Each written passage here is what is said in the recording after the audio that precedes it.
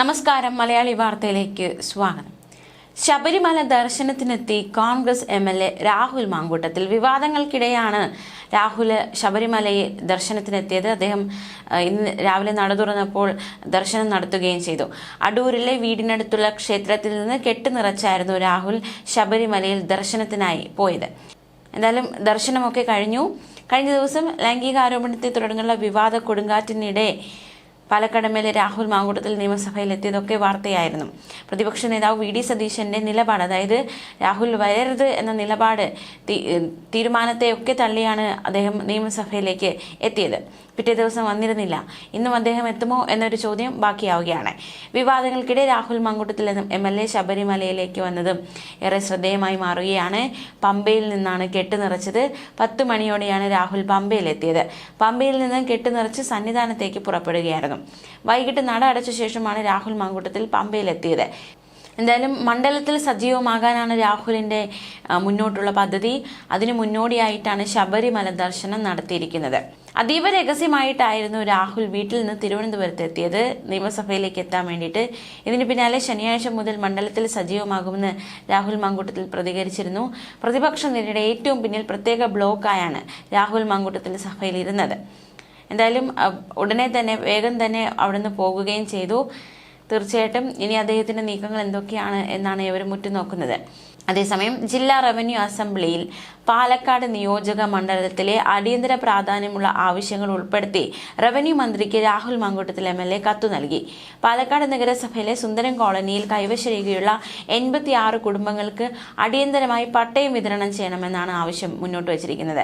വിഭജനത്തിൽ 23-ാം വാർഡായ പിരായിരി പഞ്ചായത്തിൽ ഏക വില്ലേജ് ഓഫീസാണുള്ളത്. ഈ ഓഫീസിൽ അധിക തസ്തികകൾ അനുവദിക്കണമെന്നാവശ്യപ്പെട്ട് മന്ത്രിക്ക് നിവേദനം സമർപ്പിച്ചിരുന്നു. ഇക്കാര്യത്തിൽ ഇതുവരെ തീരുമാനമാകാത്തത് മന്ത്രിയുടെ ശ്രദ്ധയിൽപ്പെടുത്തി.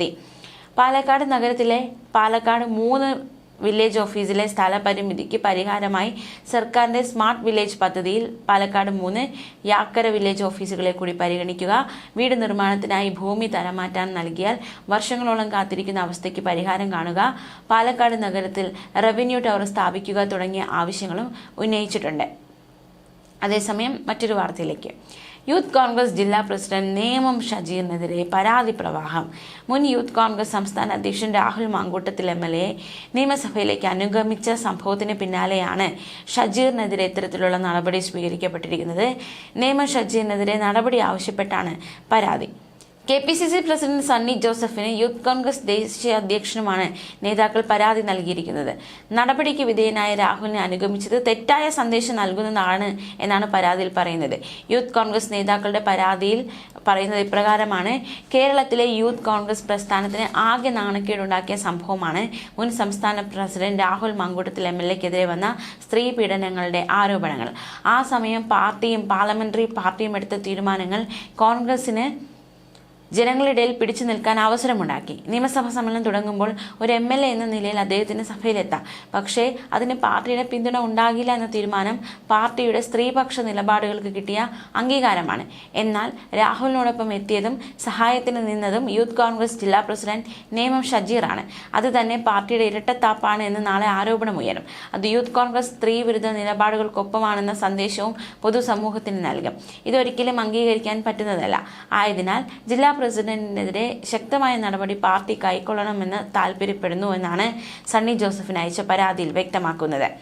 തിങ്കളാഴ്ചയായിരുന്നു രാഹുൽ മാങ്കൂട്ടത്തിൽ നിയമസഭയിൽ എത്തിയത്. യൂത്ത് കോൺഗ്രസ് തിരുവനന്തപുരം ജില്ലാ പ്രസിഡന്റ് നേമം ഷജീർ അനുഗമിച്ചിരുന്നു. കോൺഗ്രസ് പ്രവർത്തകർക്കിടയിൽ ഈ വിഷയത്തിൽ അഭിപ്രായ ഭിന്നതകൾ അന്ന് തന്നെ രൂക്ഷമായതാണ്.